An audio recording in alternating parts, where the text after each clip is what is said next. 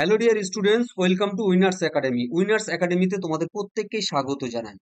আজকে আমরা স্ট্যাটিক জিকের যে পার্টটা রেখেছি কম্বাইন্ড এক্সামের জন্য, মোস্ট ইম্পর্টেন্ট প্যারিস অলিম্পিক 2024, এই 33তম গ্রীষ্মকালীন যে অলিম্পিক, সেখান থেকে যে মোস্ট ইম্পর্টেন্ট বিষয়গুলো আছে সেইগুলো আজকে আমি তোমাদের সঙ্গে আলোচনা করব। তোমরা অবশ্যই প্রত্যেকটা বিষয় কিন্তু তোমরা নোট ডাউন করতে থাকবে, আর অবশ্যই ভালো লাগলে তোমরা চ্যানেলটাকে সাবস্ক্রাইব করে রাখবে গুরুত্বপূর্ণ ক্লাস পাওয়ার জন্য। দেখো, আজকে যে একটা সামারাইজ করে দেই যে আমরা কোন টপিকগুলো নিয়ে আলোচনা করব।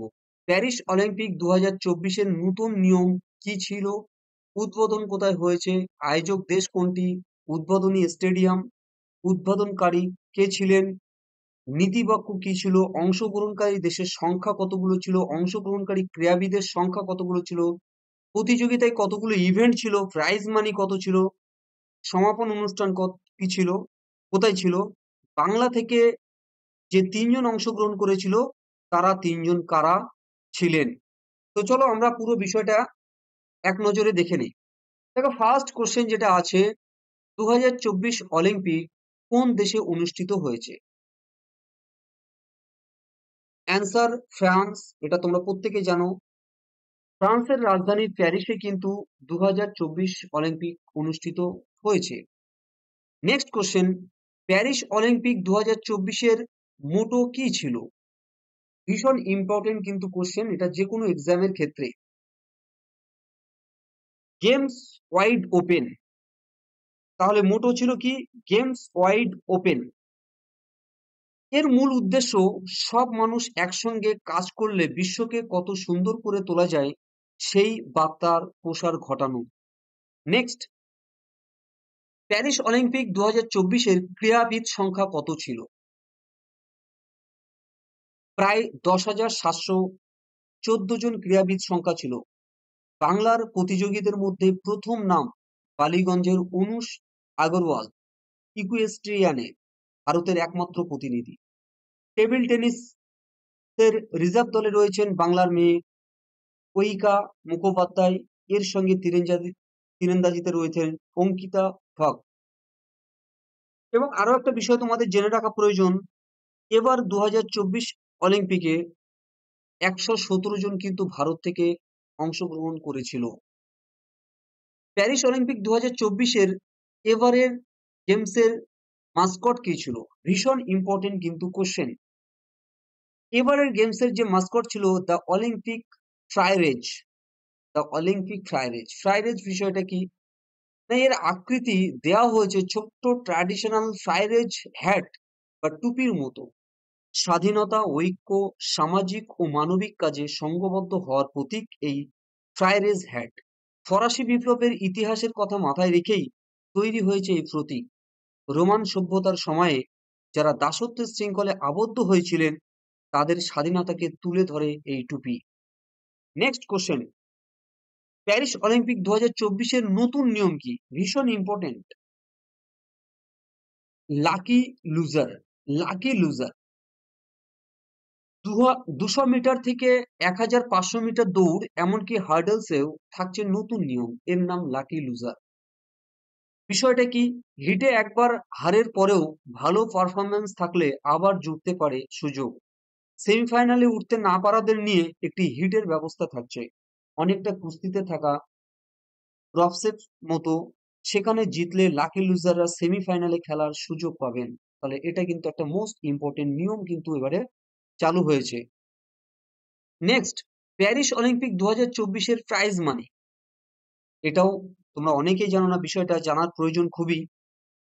দেখো, সোনাজয়ী অ্যাথলেটিক্সে প্রত্যেকে পাবেন $50,000, কিন্তু পূর্বে কিন্তু এটা ছিল না। অলিম্পিক গেমসে অ্যাথলেটরা সাধারণত অর্থ পেয়ে থাকেন তাদের স্পন্সরদের কাছ থেকে। তাই অলিম্পিক গেমসের প্রাচীন বা আধুনিক কালের কোনো সময়ই পদকজয়ীরা কোনো প্রাইজ মানি পান না। এবারেই প্যারিস অলিম্পিকে করা হয়েছে সোনাজয়ীদের জন্য $50,000।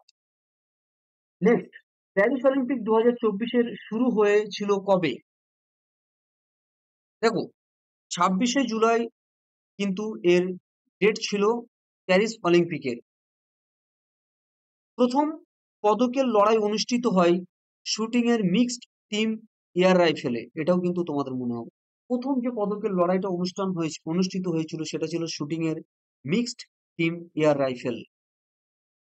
পরবর্তী কোশ্চেন, প্যারিস অলিম্পিক 2024 শেষ হয়েছিল কবে? অবশ্যই ডেটটা তোমরা জেনে রাখবে, 11ই আগস্ট 2024। না, এখানে যে ইভেন্টটা দিয়ে শেষ হয়েছিল, মেয়েদের বাস্কেটবল ফাইনাল এবারের অলিম্পিকের শেষ ইভেন্ট ছিল। নেক্সট কোশ্চেন, প্যারিস অলিম্পিক 2024-এর সর্বোচ্চ পদকজয়ী দেশ কোনটি? ভীষণ ইম্পর্টেন্ট একটা কোশ্চেন, অবশ্যই মনে রাখবে আমেরিকা। কতগুলো?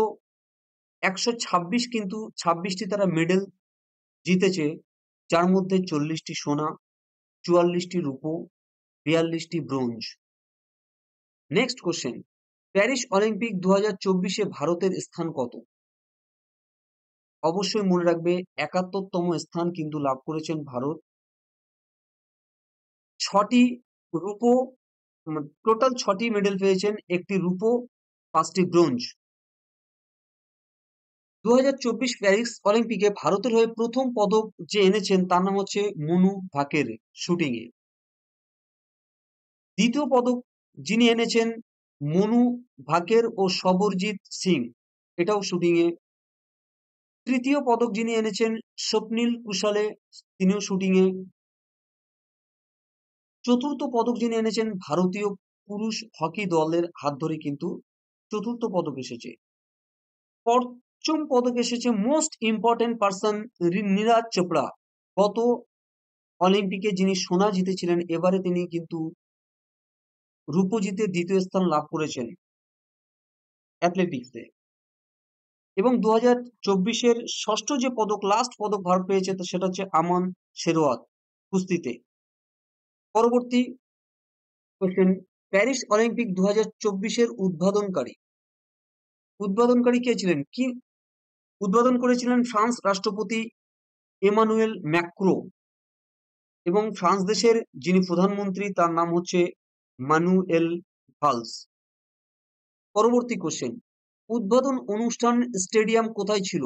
উদ্বোধনী অনুষ্ঠানের যে স্টেডিয়াম সেটা ছিল উর্দিদু ট্রসা দেরো অ্যান্ড সেন, এটা ছিল কিন্তু উদ্বোধনী অনুষ্ঠান।